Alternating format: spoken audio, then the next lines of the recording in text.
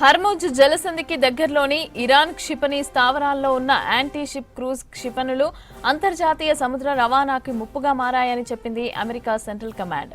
అందుకే ఈ స్థావరాన్ని లక్ష్యంగా చేసుకున్నామని తెలిపింది. లోతుగా చొచ్చుకుపోయే 5,000 పౌండ్ల శక్తివంతమైన బంకర్ బాస్టర్ బాంబులతో దాడులు చేసింది యుఎస్ సెంట్రల్ కమాండ్. దాదాపు 2,200 కిలోలకు పైగా బంకర్ బాస్టర్ బాంబులతో దాడులు చేసింది.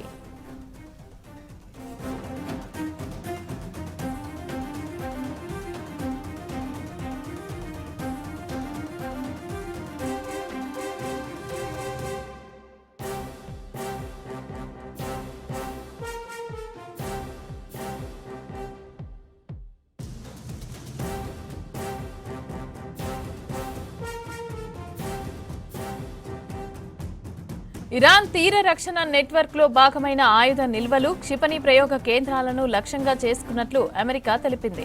హర్ముజ్లో చమురు రవాణా నిరంతరాయంగా కొనసాగాలంటే ఈ నెట్వర్క్ ను నాశనం చేయాల్సిన అవసరం ఉందని అగ్రరాజ్యం భావిస్తోంది. దీని ద్వారా ఈ జలసంధి మార్గంలో వెళ్లే నౌకలపైన ఇరాన్ దాడులు చేయకుండా అడ్డుకుంటామని తాజా చర్యతో అమెరికా సంకేతాలిచ్చినట్లయింది.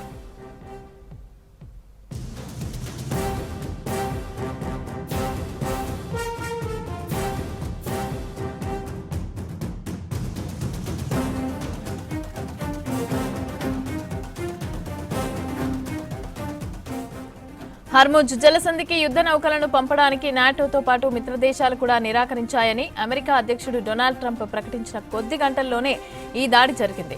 జనరల్ గా బంకర్ బాస్టర్ బాంబులను భూగర్భంలో ఉండే లక్ష్యాలను ధ్వంసం చేసేందుకు యూజ్ చేస్తారు. 2022 నాటి నివేదికల ప్రకారం ఈ బాంబును తయారు చేసేందుకు ఒక్కోదానికి దాదాపు 2,60,00,000 రూపాయల ఖర్చు అవుతుందని అంచనా వేశారు.